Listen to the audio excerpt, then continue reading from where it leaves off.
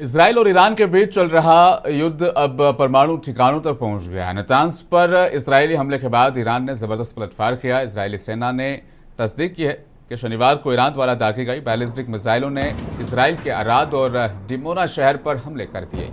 गौर करने वाली बात यह है कि डिमोना शहर में इसराइल का अत्यंत संवेदनशील परमाणु अनुसंधान केंद्र भी है। इसराइल की आपातकालीन चिकित्सा सेवा मैगन डेविड यानी एमडीए के मुताबिक हमले के फौरी बाद उनकी टीमें राहत कार्य में जुट गई है। डिमोना के कई हिस्सों में लगभग 100 से ज्यादा लोग जख्मी हुए हैं। इस बात की तस्दीक इसराइल के विदेश मंत्रालय ने भी की। उसका एक वीडियो भी वायरल हो रहा है जिसमें ईरानी मिसाइल डिमोना में एक जगह पर गिरती हुई नजर आ रही है। अधिकांश लोग मिसाइल के छर्रों बंकरों की ओर भागते समय गिरने के चलते घायल हुए।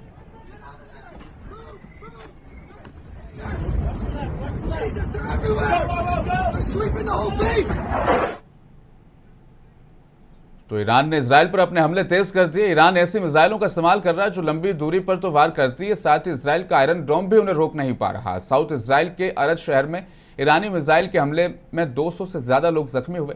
नेतन्याहू ने कहा कि यह चमत्कार है कि किसी की मौत नहीं हुई। उन्होंने इजरायली जनता से कहा लापरवाह न बने और मिसाइल अलर्ट यानी सायरन के बजते ही शेल्टर्स में जाएं। इसराइल ईरान के अलावा लेबनान पर भी हमलावर है। इसराइल ने अपनी सेना को आदेश दिया है कि लेबनान के फ्रंटलाइन गांवों में घरों को तेजी से गिराने की प्रक्रिया शुरू की जाए।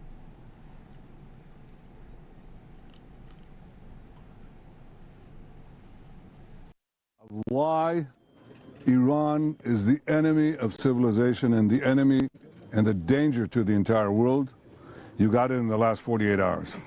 In the last 48 hours, they fired a terror weapon on civilians, on children. There's a children's nursery here. There's an old person's home here. Civilians, families, they fire terror weapons on civilians, and often they use cluster bombs, which are forbidden by international law. The second thing that they did is that they fired on Jerusalem right next to the holy places. They sent ballistic missiles that could have destroyed the Church of the Holy Sepulchre, the Al-Aqsa Mosque, and the Western Wall. The three holiest sites to the three monotheistic religions, they don't care. They're firing on everyone. The third thing they did is they fired in intercontinental ballistic missiles 4,000 kilometers right into Diego Garcia, the American-British base. They can reach now with these ballistic missiles everywhere in Europe, almost everywhere in Europe. I've been warning that for years. The fourth thing that they did is that they shut down the important maritime strait of Hormuz, trying to blackmail the world with oil terror blackmail. Fourth thing. America Israel versus Iran war अब चौथे हफ्ते में दाखिल हो चुकी है और ये तेजी से वैश्विक स्तर पर फैल रही है। इसराइली अधिकारियों ने बताया कि ईरान ने पहली बार लंबी दूरी के बैलिस्टिक मिसाइलों का इस्तेमाल किया जिससे मिडिल ईस्ट से बाहर हमलों का खतरा बढ़ गया है। इसके बाद ईरान ने वाकई ऐसा ही करते हुए ब्रिटेन में मौजूद अमेरिकी बेस को निशाना बनाया। ईरान ने यह हमला डिएगो गार्सिया एयरबेस पर किया जिससे ये पता चल रहा है कि ईरान 4000 किलोमीटर दूर भी हमले कर सकता है। वॉल स्ट्रीट जर्नल की रिपोर्ट के मुताबिक ईरानी इलाके से लगभग 4000 किलोमीटर दूर स्थित इस ठिकाने पर यह अब तक का सबसे बड़ा और खतरनाक हमला है। हालांकि अमेरिकी अधिकारियों ने तस्दीक की है कि ईरान की ओर से दागी गई दोनों मिसाइलों को हवा में ही मार गिराया है।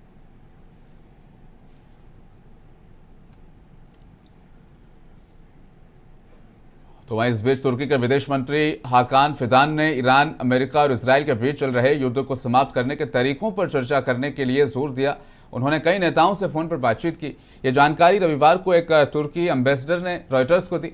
सूत्र के मुताबिक फिदान ने ईरान के विदेश मंत्री अब्बास अराक्ची, मिस्र के विदेश मंत्री बदर अब्देलट्टी, यूरोपीय संघ के विदेश नीति प्रमुख काजा कल्लास और अमेरिकी अधिकारियों से अलग अलग बातचीत की गई। चर्चाओं या किसी विशेष प्रस्तावों के बारे में कोई और जानकारी नहीं दी गई।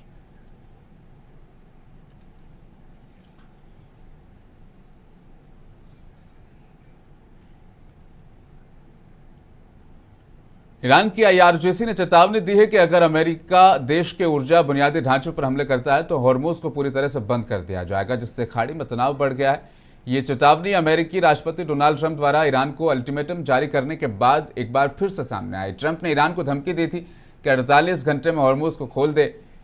महत्वपूर्ण तेल परिवहन मार्ग स्ट्रेट ऑफ हॉर्मुज को खोलना जरूरी है बिजली संयंत्रों पर हमला का, वरना वो सामना करने के लिए तैयार रहे।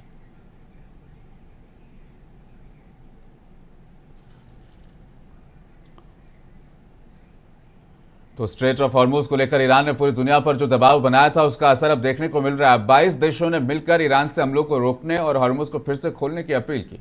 संयुक्त अरब अमीरात, Bahrain, Britain, Germany, France, Japan, south Korea और ऑस्ट्रेलिया समेत कई देशों ने इस इलाके में व्यापारिक जहाजों के साथ साथ तेल और गैस सुविधाओं पर ईरान के हमलों को रोकने की अपील की है।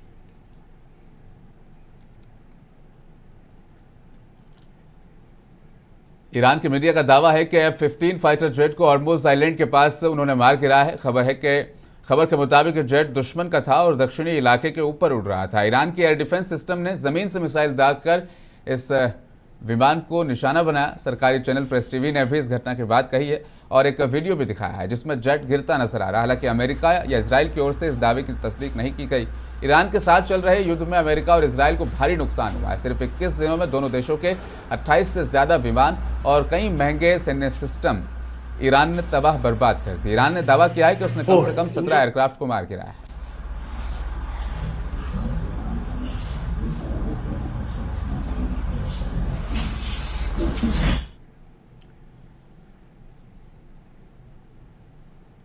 क्यूबा में बीते दिन एक बार फिर देश का पूरा पावर ग्रिड सिस्टम ठप हो गया, जिससे देश के लगभग 1 करोड़ 10 लाख लोग बिजली के बिना अंधेरे में उनको रहना पड़ा। ये मार्च महीने में तीसरा ब्लैकआउट है। क्यूबन इलेक्ट्रिक यूनियन ने पूरे देश में ब्लैकआउट का ऐलान किया। शुरुआत में कारण नहीं बताया गया, लेकिन बाद में यूनियन ने केमागुए प्रांत के न्यूविटास थर्मो इलेक्ट्रिक प्लांट में एक जनरेटिंग यूनिट के अचानक खराब होने को जिम्मेदार ठहराया। ट्रंप कई महीनों से ये संकेत दे रहे हैं कि क्यूबा की सरकार पतन के कगार पर है। अमेरिका क्यूबा पर कब्जा कर सकता है। उन्होंने कुछ समय पहले पत्रकारों से कहा था कि उन्हें भरोसा है कि जल्द ही उन्हें क्यूबा पर कब्जा करने का सम्मान मिलेगा।